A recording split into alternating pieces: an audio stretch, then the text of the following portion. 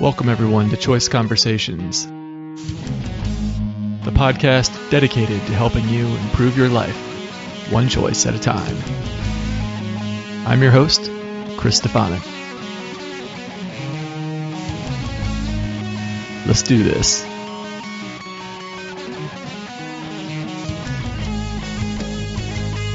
All right, today I've got an interview for you with Jordan Harbinger. Jordan, he comes to us from the Art of Charm podcast, and he's going to talk to us today about the importance of networking, building up communication skills. He's going to talk to us about romance and living the life you've always wanted. You know, we're going to get into some personal development. Really good stuff. Speaking of living the life you've always wanted, the best way that I know how to do that is to get the online course, Surviving to Thriving, from my good friend, Anthony Samroff. Now, in this course, it's going to lead you on a personal transformation to becoming that person you've always wanted to be, you know, to unlocking your authentic self and making your life amazing. It's going to help show you how to meet your emotional needs or psychological needs, how to improve your relationships, and make your daydreams a reality. I took this course and I just loved it. It was awesome. I can't recommend it enough. So in order to get that course, there is a link in the show notes. Go ahead right now and click on that link and sign up, and you too can have the life you always wanted. All right, now let's get to the interview with Jordan Harbinger. Jordan, welcome to the show. Hey, thanks for having me on. I appreciate it. All right. My pleasure. So for my audience who might not be familiar with your work, why don't you take a few minutes and just tell me how you got to here. What was your journey to get to this point? Sure. So I used to be a Wall Street attorney, and honestly, I don't know what I was doing there. I was not cut out for that at all. And you know, when you start off and you're in school, and you kind of, and this sounds arrogant, so just forgive me here, because there's no other really good way that I've been able to figure this out. I coasted through school all the way through high school because I thought this is easy, and I'm not around a bunch of dumb kids or anything, but it's really just not that hard if you pay attention. You know, teaching yourself the math on the exam, for example, even though I'm not good at math. That was kind of my school life. And then I got to college, and everybody was as smart or smarter than me, but they were all getting drunk all the time. And it was like, okay, if I show up for class and actually do the homework, I'm already going to get like an A- in this class. And I went to the University of Michigan, so I started taking more and more advanced classes. And then I started to realize, like, okay, I'm okay at this. You know, I'm not great at it. I'm not a 4.0 student by any stretch, but I'm B+ area. Then I went to law school, and I was like, oh, okay, everyone's smarter than me. What am I going to do? And luckily, that was when all of the really smart kids who'd never had to work, they all ended up in law school. So the people who ended up on the top were either geniuses and or people that were willing to outwork everyone. So I was, again, outworking everyone. The problem is when I got to Wall Street, everyone was outworking everyone else through law school and college and was also smarter than me. And I was like, okay, my competitive advantage is now completely neutralized. They're going to figure out I don't belong here and I'm going to get fired. You know, that's what's going to happen. And that scared me because I'd worked really hard to get where I was. Not that I was really that happy to be there. I just went to law school on not a lark, but because I was like, okay, I don't know what else to do with my life. The answer is clearly more expensive education because, you know, that was my parents grew up in an era where it was if you wanted to succeed, you went to college, but it wasn't mandatory because you could easily, especially in Michigan, you could get a job in an assembly plant or just work at Ford and work your way up. And then they would pay you to go get an associate's degree, ... retirement with a pension. That was the 60s, 70s, 80s in Detroit, especially. And so my parents were like, just keep going to college, you know. And then I got into Michigan, which is a really good law school. And I was like, oh, well, I'm set. Because every attorney I knew was like, you have to go. It would be like going to Harvard Medical School or, you know, a rough approximation thereof in terms of the type of job you can get afterwards. So I went to law school. I worked really hard, ended up on Wall Street. And then it was like, okay, now I'm in trouble. And the guy who hired me, his name was Dave. and Dave was never in the office, which is weird because if anyone who's listening here is an attorney, they know that how we make money is, well, how attorneys make money. I shouldn't say we. I mean, technically I am, but not really. Make money is they bill in 6-minute increments. If anybody's ever had to hire a lawyer, every divorce guy's like, I know you bill in 6-minute increments, right? We bill in 6-minute increments. Anybody's ever gotten sued or sued anyone else knows this. And I thought, like, all right, how is it possible that we bill in 6-minute increments, or you're billing in 6-minute increments here in the firm, and you're never in the office? What's actually happening? And what I realized was that I thought he must be working from home. And I asked him one day, because he was forced to take me out for coffee because he was supposed to mentor me, and he was like, God. So he showed up to the office to check the mentor box on some form somewhere. and he checked the box by taking me out to Starbucks in the lobby, which is kind of funny because bear in mind, this mentorship thing, in my mind, was supposed to be like Wolf of Wall Street, oyster shooters on the roof with Matthew McConaughey, right? And his idea of mentoring was like, oh, crap, I actually have to do that. But meanwhile, all the other junior associates, the summer associates at this firm, they were going to see, like, well, what was popular at the time? Blue Man Group. They were going to see the different Stomp. That was it. That was good, by the way. And they were going to have like seafood towers. They were really getting wined and dined. And I was like, this is such a ripoff. All I'm doing is working. You know, that's BS. Right. I'm supposed to get wined and dined, first year associate. Well, they made him take me out for coffee. And then he's like, what do you want to know? And he wasn't unfriendly about it, but he was just kind of like, it was a guy who had to show up to the office to go out to coffee with some wanker first year associate, right? What the hell is he doing there? Right. And he was like, just ask me whatever you want. He's banging away in his BlackBerry. And I said, how come you're one of the top partners and everyone's always raving about you, but you're never in the office? And he said, oh, do people really say that? And of course, at this point, I think, I'm going to get fired at a Starbucks in the lobby of the building. This is going to be this is humiliating. Not in my effort to avoid getting fired, I've actually sped up the process of getting fired. Good job, Jordan, you dipstick. So I asked him, and he was a little incredulous, but he told me that what was happening, what he was doing, what he was up to, was that he was generating deals for the firm. You know, he was the one who was getting out there, playing a little golf or whatever, and he was doing jujitsu, and he was hanging out here and there and everywhere. And that was important because that's how you generate relationships with clients. And that just spun me around, because I thought, how is it possible that you're generating relationships with clients? I thought, well, okay, so that's what you do after you're a partner. And he said, no, that's how I got to become a partner. And that made no sense to me, because before, what was programmed into my brain, which I noticed, by the way, is programmed into a lot of guys and girls' brains, even in our 30s and 40s, is that you work your way to the top, and you gradually, through osmosis and proximity, create connections. And those connections later on, ... somehow they serve you at work, and ... promotion, ... profit. Well, those ... are big black boxes, and they're really not what we think they are. I thought you work really hard. Eventually, you were there for like 10 years. You get promoted to partner.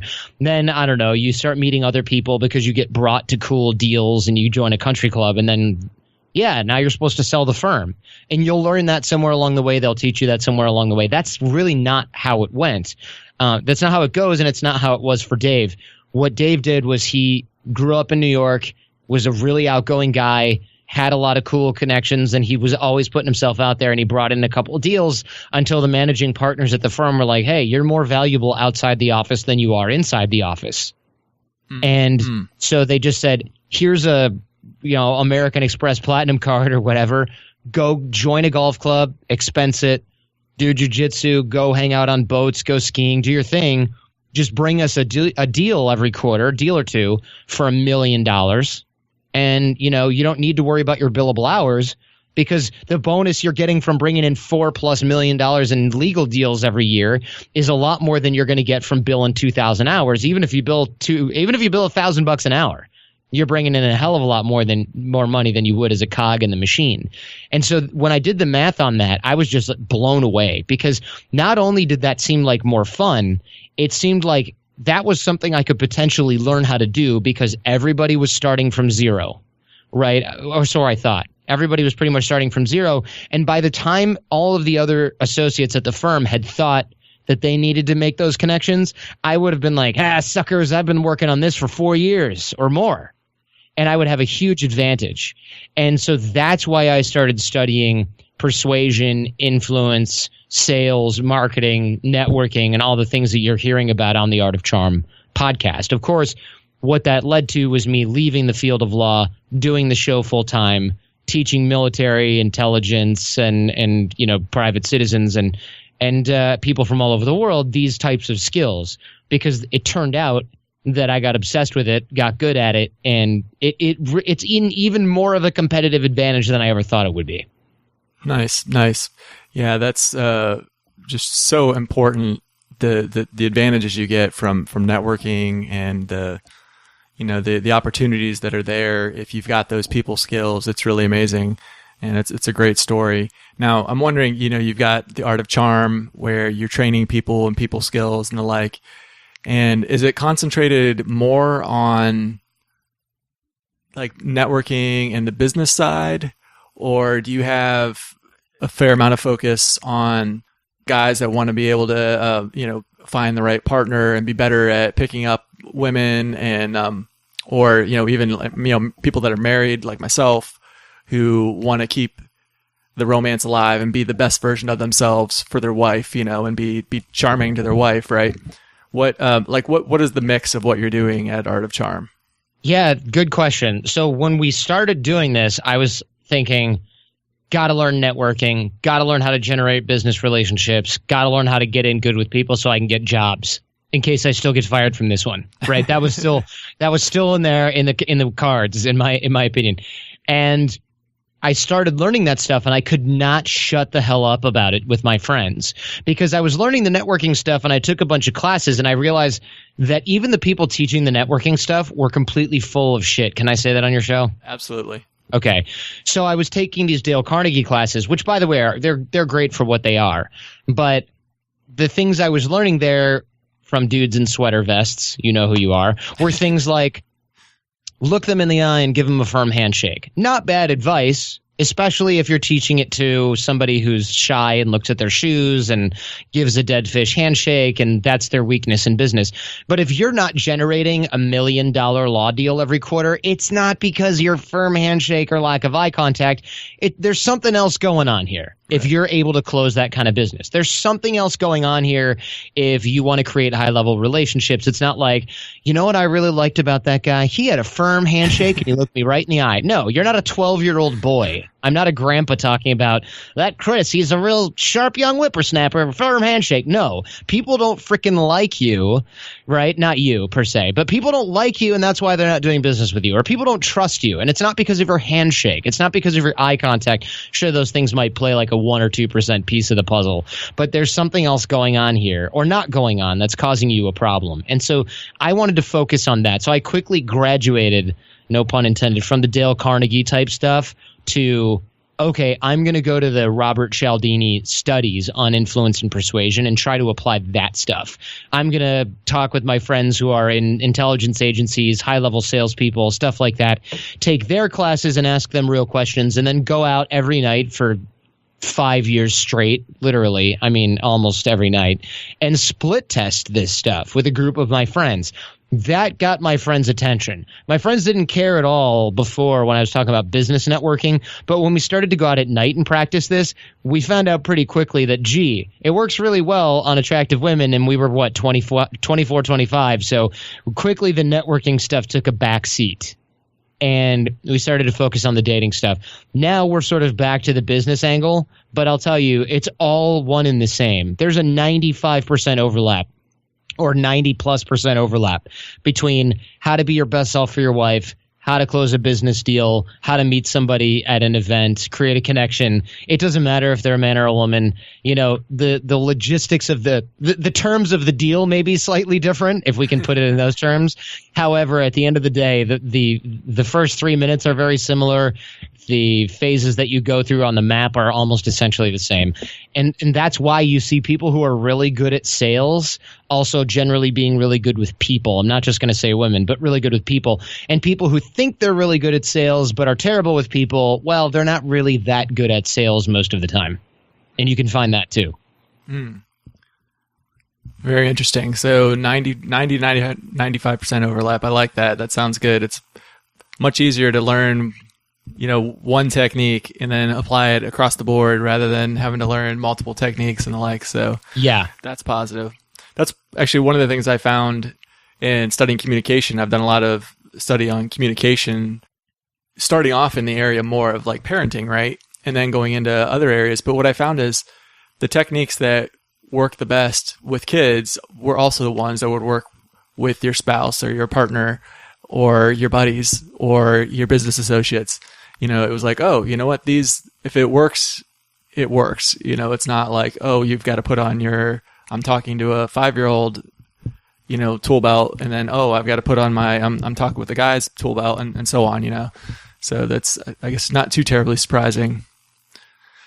So I guess with that in mind, with, the listeners are listening, they're like, well, this sounds interesting, Jordan. But, what can I do with it? So I guess for somebody like me, I'm married, and, when I'm sitting there looking at my calendar for the day and I'm like, oh, cool, I've got Jordan Harbinger scheduled for later in the day. That's going to be fun. And I'm like, what do I want to get out of this? And I'm like, well, little did you know. Yeah. and I'm like, what I was most excited about talking to you about was like, well, how can I be that like best version of myself for my wife? How can I be like as charming as I was when we were dating, when I like swept her off her feet? I want to be that guy all the time. So what would you tell somebody like me to get me started? Well, what do you think is your stopping block, I guess, is the question. What do you get started in? Let's say get started in what? Well, that's a good point. So one of the things about marriage that is different from dating is a lot of marriage is just like logistics and getting through life. Like, hey, our daughter needs to be picked up from swim practice. Hey, I got to go to the grocery store. We're supposed to meet these people. Could you take care of this for me? That kind of thing. So in just so much of marriage is like having a roommate who you've got a lot of shared resources, your house, your finances, your possessions, and shared responsibilities if you bring children into the equation and the like. And it's just kind of managing that. So, and it's easy to like get caught up in that sort of aspect as like, we're like almost what you would with like a business associate, like, okay, what do we got to get done this week kind of thing, rather than keeping it fun and flirting and just enjoying each other's, together. I don't know. Did that answer your question? Yeah. I mean, let me throw this out there. I just got married probably 3 months ago. I should probably know the exact answer to this. 4 months ago. And so for me to be like, you just need to keep things fresh is the ultimate exercise in hypocritical bullshittery, a la everyone on the internet. So I'm not going to try to be like, here's some romance tips to keep your marriage fresh, because I might be having this conversation with you in 3 years where I'm like, I don't know why she left me, right? So let's step away from that. Right. Yeah, I've been with my wife for 16 years, so to put that in perspective. So why don't I ask you that question next time when I need the answer? So the truth is, what we found, because we get a ton of married guys at our live programs at Art of Charm and everything, and look, I've been in relationships for a long time. I just haven't been married for a long time. But what we have found from our clients reporting back to us, because we keep touch with people who've been through the program over the last decade. That's how long we've been doing this, which makes me feel old, but not as old as you, because you've been married for 16 years.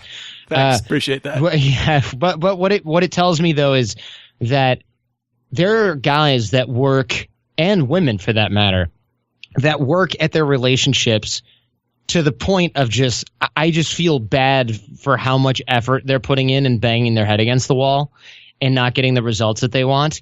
And what we have found is that a lot of guys who come in thinking, I'm probably going to get divorced. Me and my wife, things are not working out for us and blah, blah, blah.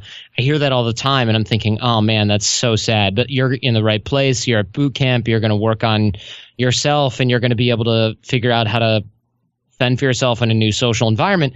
A lot of times I'm not saying it saves every marriage, just so to put a caveat on this, but I'm saying a lot of guys who come through the boot camp will go back and they're like, you're never going to guess this, Jordan.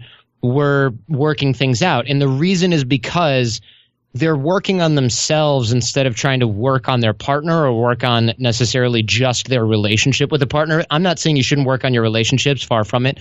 What I am saying is you can't have your relationship potentials, the potential of in the health are all capped if you're not taking care of yourself, if you're not developing and growing yourself.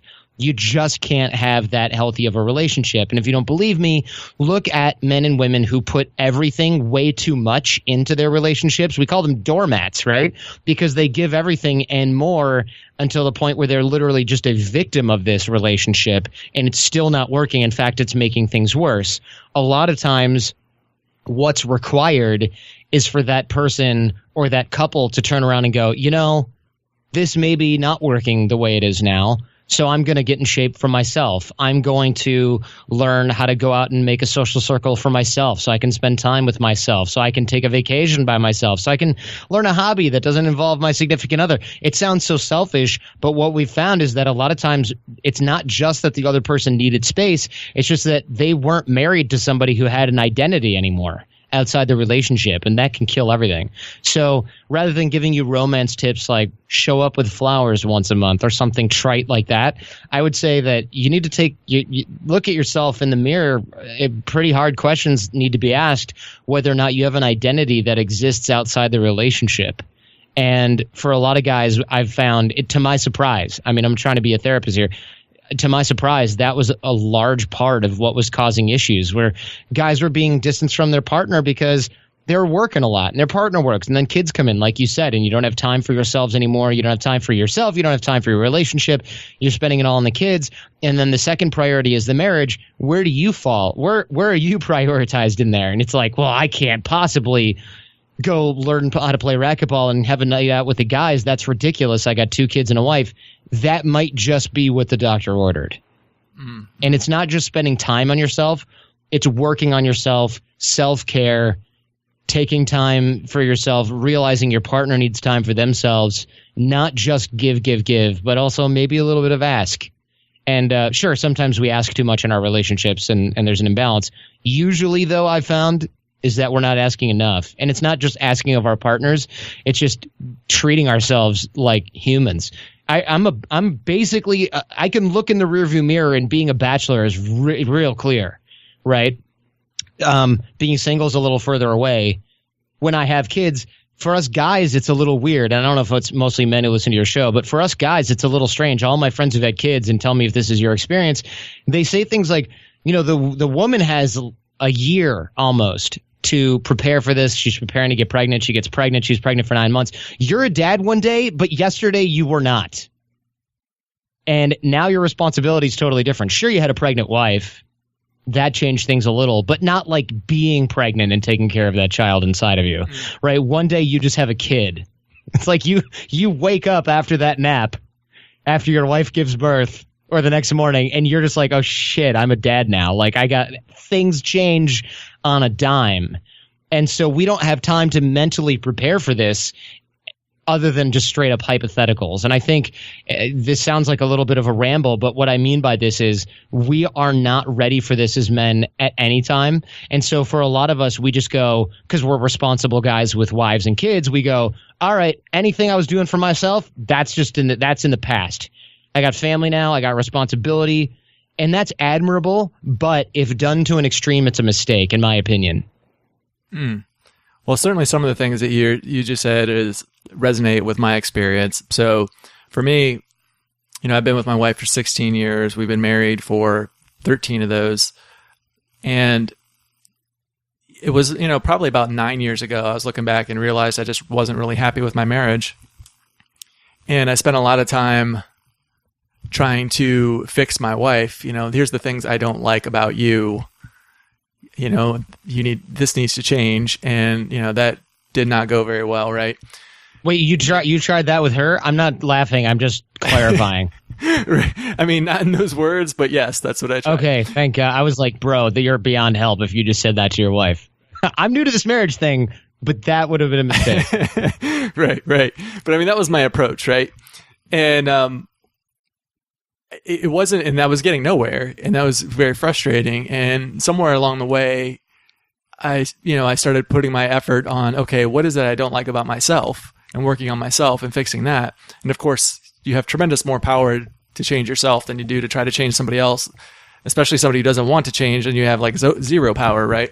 But meanwhile, you have tremendous amount of ability to change your own life, to change your own person. So, and I completely rebuilt myself, just went on a personal development quest. And as that happened, as I was becoming just like a better and better person, hey, look at that. Like my marriage started to heal itself. To now I feel like, me and my wife have probably like the best marriage of any of the people I know. Right. And that was, it was just like, I had to, okay, this is who you are. I need to accept you as you are and work on myself. And then, me presenting myself differently to the relationship, me showing up differently, it couldn't help but change the dynamic and change the way she would show up to the relationship, So that was the thing. Now, where I didn't necessarily resonate was the, me just giving up on all the stuff I was doing before and like, oh, I've got to give up my life outside of this and go, spend all my time as a dad and husband and stuff. Where one of my problems I had working against me is I was I'm still to this day a recovering sports addict. So I'd spent like just a ridiculous amount of time watching sports and going to the bar with friends to watch the games and oh man, playing fantasy football and all of that. So I mean, were you betting on this stuff? No, I mean, I did play in fantasy football leagues where I would like win it every year. So I was making money off of it. So yes. Got it. So, I mean, yeah, I guess, and to an extent, if you call that betting, I guess it's a form of betting. I mean, it depends, right? If you're betting $100 on fantasy football, I wouldn't say that's a big deal. Right. Unless your annual income is $200, then it's a problem, right? Right. But I guess with that in mind, what are some of the ways that you help your clients to work on themselves so that, they can start to see these benefits? Yeah, one, good question. And I think that it's an important distinction between working on yourself and working on like these sort of, what do you call it? I guess soft skills are what we teach, which are not as soft as they sound. So persuasion, influence, body language, reading nonverbal communication, those types of things are taught at boot camp. Those discrete skills go hand in hand with bigger drills and exercises that have to do with writing your story, for example, one of the things we have at boot camp is writing your own obituary. And it's kind of like, write it honestly as you see it now, write it as you would like it to read. Those never match. Mm. Right? So you get a really good idea for what you want to do. And we do a lot of stuff like that. Feel free to take that one, do it at home. But we do a lot of stuff like that. And we have discussions and things that go hand in hand with that. So it's not just like, hey, they don't match. Live your life differently. I mean, that's easy to say and hard to do. So we give tangible skills which result in better relationships, better connections, which result in better business life, family life, personal life, better connections and influence, ways to reach out and meet influencers, create different types of relationships that are going to be healthy for you. But also, we really do a lot of introspection, and it's something that has to be guided because I know this from trying it myself. It's essentially impossible to be like, well, I'm just going to ask myself some hard questions. You just don't end up doing it, right? You end up doing it and then going, I'm satisfied with the answers, because you need someone to challenge you, because it is scary and this sounds woo-woo, which I hate, but your subconscious is going to resist the crap out of this. Because if someone goes, hey, write your obituary, and you write it, and then you go, write it as you would like it to read, and you write it differently, you start to sort of edit it, and you start to go, well, I'm kind of doing this. You need someone to really sit there and go, okay, well, what are you doing specifically? How is this working out for you? Where are the problems showing up? What are you doing to try and solve these? It's actually really difficult to do alone. I wouldn't even do it alone. And, our coaches don't do it alone. We do it on retreats, and we run it through with each other, and we run it through with other experts and coaches. So these types of the narrative that you build for yourself has to be done. I wouldn't say has to be done on a team, but certainly should be edited and audited by a team. And you have to get to the truth. Otherwise, it's not useful. Otherwise, it's just another story. Yeah, I do a lot of self-development, so I'm totally on track. Not really, though, right? I mean, it's just that's your story so that you don't have to worry about it anymore. So that's really the service that we provide is we can help you figure out what to look at. We can run you through the drills to look at it, and then we can hold you accountable. And then after the program, we have the AOC family, which meets up several times a year. We have Facebook interactions. Guys make little mastermind groups. Those keep you accountable in a very real way because no one's going to go, hey, did you do that thing where you were going to quit your job and start your business? Yeah, okay. All right, thumbs up. Click like on that comment. It's like, no, you didn't. I saw you last week. You were just bitching about that. Oh, well, this thing with my family. No, this is an excuse. Or, okay, that is a real problem. We all need to help you with that because you're not doing this. Therefore, us as a group are accountable to each other and to ourselves. So that's extremely powerful because it's something that most of us as guys, especially our friends, aren't going to do that for us. They might be like, yeah, someone in your family died. Oh, well, let me know if you want to grab a beer and talk about it. But really, they're like, oh, God, I hope I don't have to listen to you talk about this over a beer. And even if they're really caring and nice, you might do it and they're like, okay, all good. And they give you another beer. And then it's like, well, let's play some pool. There's no real deep dive because us guys, especially in Western culture, we just don't do that. And it's not because we're tough and macho. It's because we don't know how. I mean, I certainly didn't learn it growing up. Did you? Of course not. Yeah. Although I will say I have a number of friends now that I've gone on this personal development journey that we can sit down and talk about this stuff and, and really get a value, do the deep dives, talking to each other. But I had to go out and specifically look for people that were like that had this shared values of growth and authenticity and the like, and to hold each other accountable. So it didn't, my friends that I had just organically, found up until that point where, none of that is occurring. Right. Yeah. You had to go through the process and meet people who were open to that, which makes total sense. Right. So it sounds like at the Art of Charm, I'm seeing like kind of three pieces. Like there's the soft skills, as you talked about it, like teaching you people skills and persuasion and reading body language and the like. And then there's working on yourself, self-knowledge work, doing these exercises to help you, figure out where it is you want to be going and course correct and, how you're going to get there and all of that. Right. Mm-hmm. And then there's this other piece that it's like an accountability piece that there's a support network and accountability that is kind of worked into it partly through the coaches, but also through the community in the Art of Charm space. Is that a good way of describing it?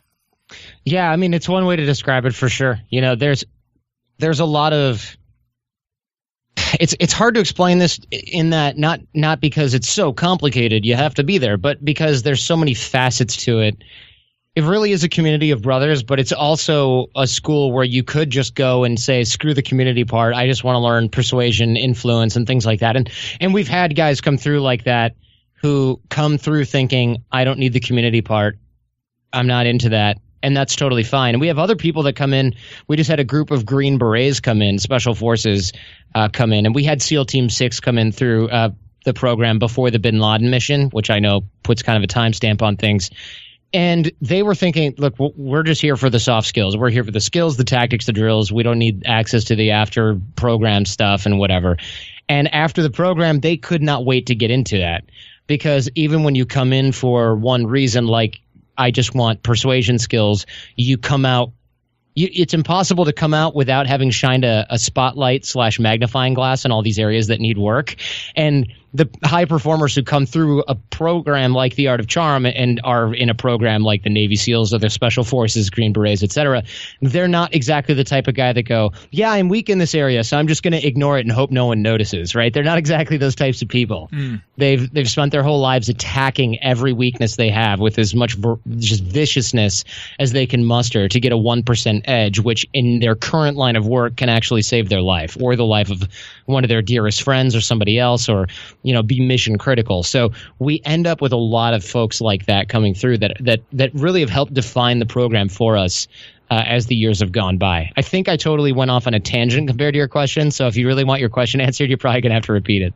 No, that's good. And unfortunately, we're out of time. But first of all, it's been a real pleasure having you on. Thanks so much for coming on. I want to make sure that my listeners, if they want to be able to find out more from you, they know how to do that. So what would be the best way for them to get in touch with you?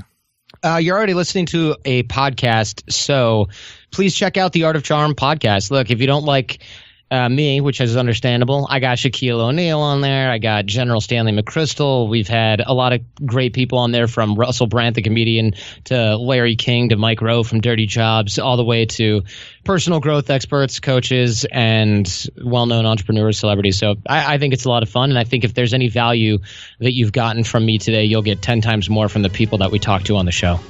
Cool. All right. Thanks so much. Take care of yourself. Thank you. All right, I hope you liked that interview with Jordan Harbinger. You can find the Art of Charm podcast on wherever it is you listen to your podcasts. I'm sure it's there. I recommend you do that. My favorite personally are the Toolbox episodes. Those are the ones that teach you the social skills. So each Toolbox episode is like one skill with some training on that. But there's all kinds of other stuff, like Jordan was saying in that podcast, interviews with famous people and the like. Really great stuff. I also recommend that you get the personal development course, Surviving to Thriving. There is a link to that in the show notes as well. This course will show you how to unlock your potential, to get past any barrier beliefs you may have, and you really just transform into someone you want, to take your life in your hands, and all those things that you think about that you're wanting to have in your life, that, in your daydreams, you're like, if only I had this or that or whatever. This course will guide you to that. So check it out. Click the link in the show notes and get the online course, Surviving to Thriving. All right, thank you so much for listening in today. It means a lot to me that you spent this time with me. Take care of yourselves. And remember, make the choice to be great.